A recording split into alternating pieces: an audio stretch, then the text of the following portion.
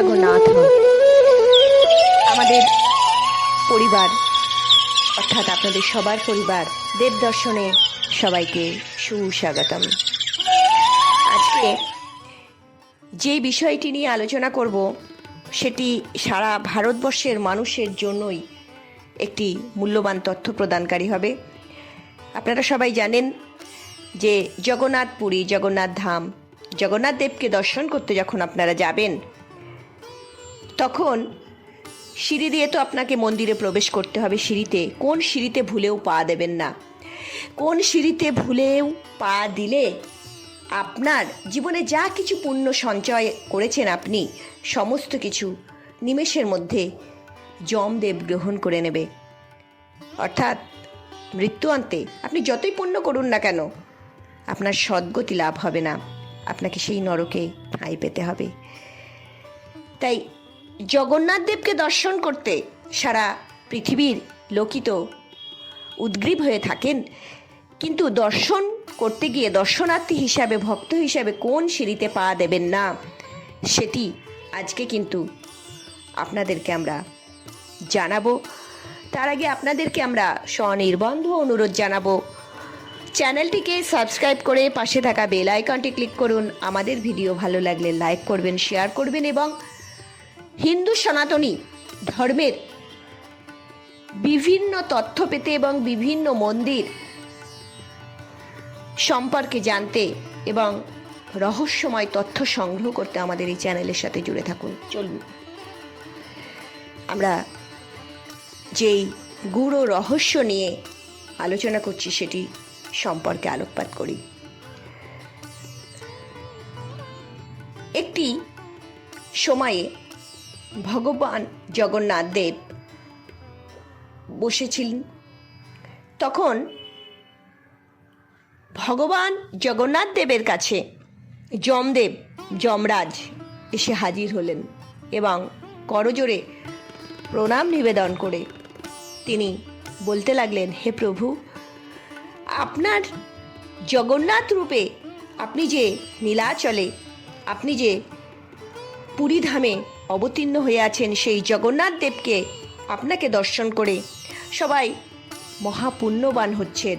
কেননা আপনারা জানেন সবাই যে 4 ধাম সারা ভারতবর্ষের পূর্ব, পশ্চিম, উত্তর, দক্ষিণ এই 4টি দিকে 4টি ধাম আছে। এই 4টি ধাম যে দর্শন করে নিতে পারে তার কিন্তু আর জীবন মৃত্যুর ঘুন্ডি পাকে তাকে ঘুরতে হয় না। অর্থাৎ পুনরপি জননম পুনরপি মরণম, মাতৃজঠরের যে যন্ত্রণা সেটি যোনি যন্ত্রণায় যে জন্ম সেটাকে আর ভোগ করতে হয় না, সে মোক্ষ মুক্তি লাভ করে যায়। এই 4টি ধামের মধ্যে একটি হচ্ছে বদ্রীনারায়ণ, একটি হচ্ছে দ্বারকা, একটি হচ্ছে জগন্নাথ পুরী আর আরেকটি রামেশ্বরম। তাই এই 4 ধামের মধ্যে একটি অন্যতম পুণ্যধাম জগন্নাথ দেবকে দর্শন করে যমরাজ বলছেন যে সবাই তো পুণ্য লাভ করে নিচ্ছে, কেউ তো আর নরকে আসছে না, নরক তো ফাঁকা হয়ে যাচ্ছে। হে প্রভু, আপনি এর একটা ব্যবস্থা করুন যাতে যমলোকেও কেউ আসে, কেননা পাপ করে পুণ্য লাভ করে নিচ্ছে, সেই পাপ স্খলন হয়ে যাচ্ছে আপনাকে দর্শন করে। তখন জগন্নাথ দেব হাসি একটা দিলেন, স্মিত হাসি দিয়ে বললেন, ঠিক আছে, মন্দিরের যে প্রবেশ দ্বার আছে সেই দ্বারে তুমি একটি সিঁড়িতে স্থান গ্রহণ করো। সেই সিঁড়িতে যমশিলা থাকবে। সেই যমশিলা যখন কোনো ভক্ত আমাকে দর্শন করার পর সেই শিলায় পা দেবে, ভালো করে শুনুন, দর্শন করার পর, দর্শন করার আগে না, আপনি যখন প্রবেশ করছেন তখন ওই শিলায় পা দিয়ে যাবেন, যেতে হবে, ওই শিলায় পা দিয়ে যেতে হবে।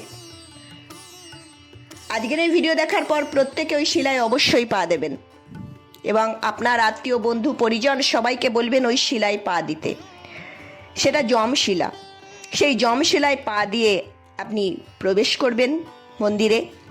তারপরে ফেরার সময় কিন্তু ভুলেও সেই শিলায় পা দেবেন না, সেই যমশিলায়। তাহলে আপনার খাতে আপনি সারা জীবনে যা পুণ্য অর্জন করেছেন সম্পূর্ণ নষ্ট হয়ে যাবে, আর আপনি নরকগামী হয়ে যাবেন। যমদেবের আশা পূর্ণ হয়ে যাবে, কিন্তু যমদেবকে তো জিততে দেয়া যাবে না। তার জন্য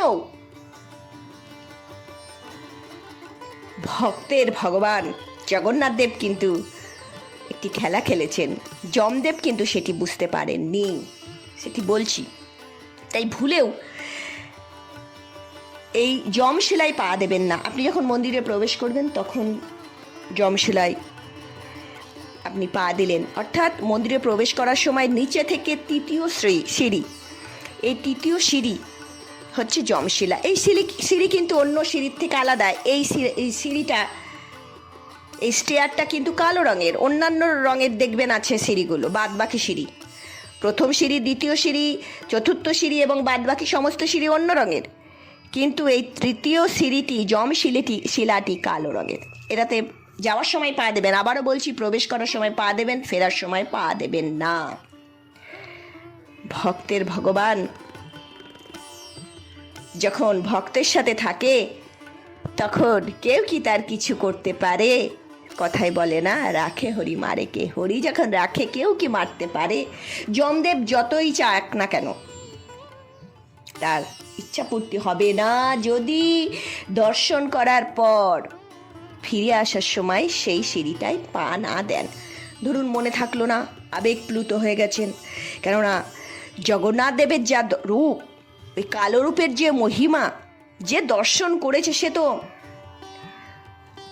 অশ্রু গদগদ হয়ে অশ্রু নেত্রে তাকে অবলোকন করার পর আর কি আপনার নিজের প্রতি নিজের বশ থাকে?